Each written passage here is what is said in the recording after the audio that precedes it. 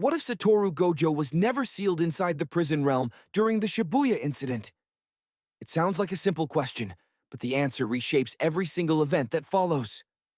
The deaths, the defeats, the total collapse of Jujutsu society. All of it hinges on one moment, one trap, one betrayal. Remove that moment, and the entire story transforms into something almost unrecognizable. So today we are going to walk through exactly what happens in a world where Gojo never gets sealed. And by the end, you will realize just how fragile the world of Jujutsu Kaisen actually is, and how much of it was held together by one man. Let's establish something first. Satoru Gojo is not just the strongest sorcerer alive. He is the structural foundation of everything the Jujutsu world is trying to become. He trains the next generation, he holds back the worst threats, and most critically, he makes the higher-ups afraid enough to stay in their lane. The moment he is removed from the board, every faction with ambitions, Kenjaku, the curse users, the special grades, moves freely. Shibuya was not just an attack on Tokyo. It was a calculated decapitation strike against the future of Jujutsu sorcery. So what happens when the strike fails? The Shibuya Incident is already in motion. The curtains have dropped. Thousands of civilians are trapped. Transfigured humans flood the streets.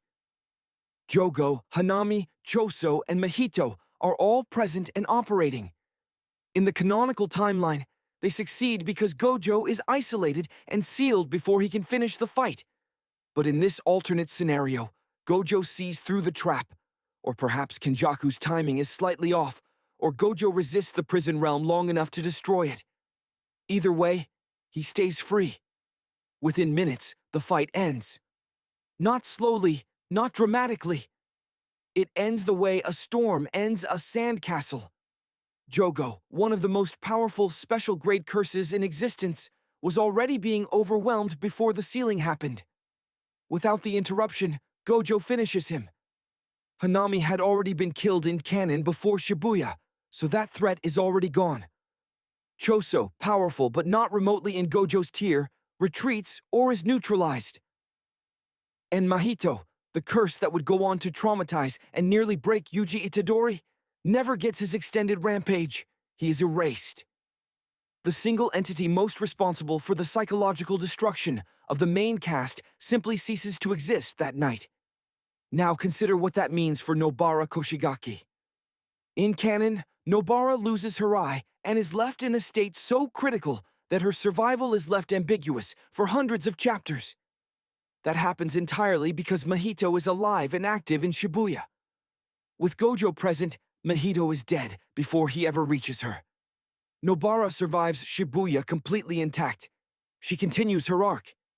Her growth, her rivalry dynamic with Yuji, her potential. All of it is preserved. The fandom's most painful open wound simply does not exist. Nanami Kento also lives. In canon, Nanami is worn down across the entire Shibuya operation and finally killed by Mahito in one of the most gut-wrenching moments in the series. With Mahito dead and the incident ending far sooner, Nanami does not reach that critical breaking point. He walks out of Shibuya, and a living Nanami changes the emotional and tactical landscape of everything that follows. He is one of the few adults in this story who genuinely grounds Yuji.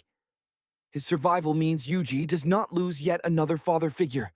It means someone competent and steady is still in the room when the worst decisions get made. Geto's corpse, or rather, Kenjaku wearing it, is the next question. Kenjaku's entire plan depended on Gojo being sealed.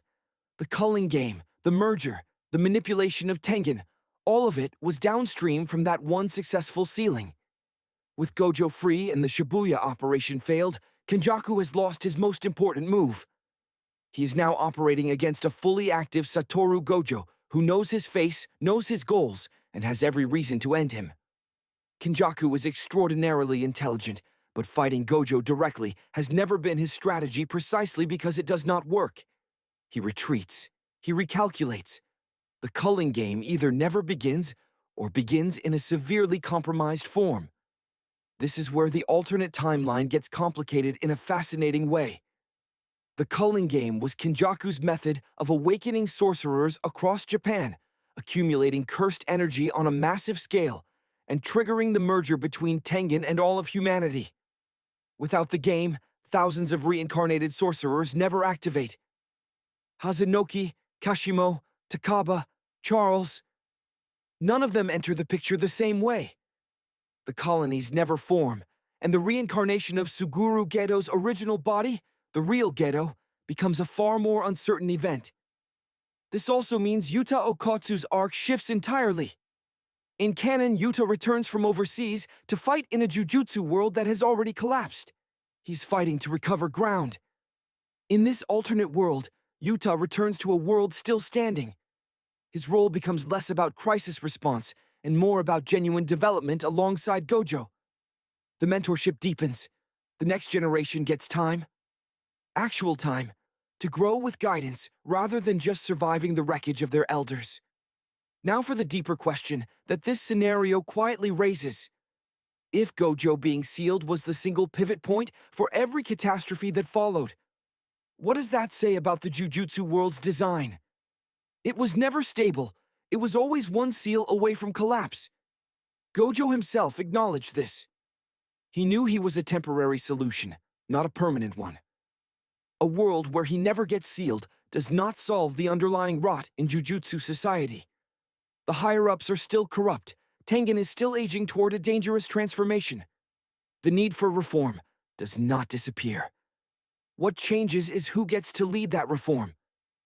And in this world, Gojo survives long enough to attempt it himself. The most thought-provoking prediction in this alternate timeline is not who lives or who dies. It is whether Gojo, given the time and the breathing room, could actually build the world he always claimed he wanted. One where the talented are not crushed by a broken system. Would he succeed? Or would he discover, like so many reformers before him, that power alone cannot change a culture?